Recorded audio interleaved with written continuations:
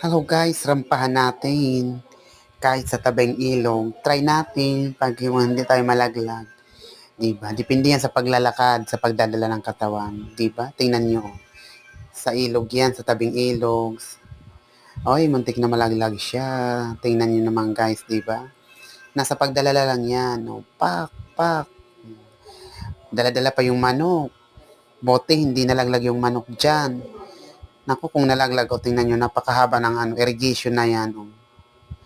Naku, pag nalaglag yung manok, naku, yung manok, o tingnan nyo, manok. Ang laki-laki pa naman ang hawak na manok na yan, no? Botin lang, hindi nabibitawan.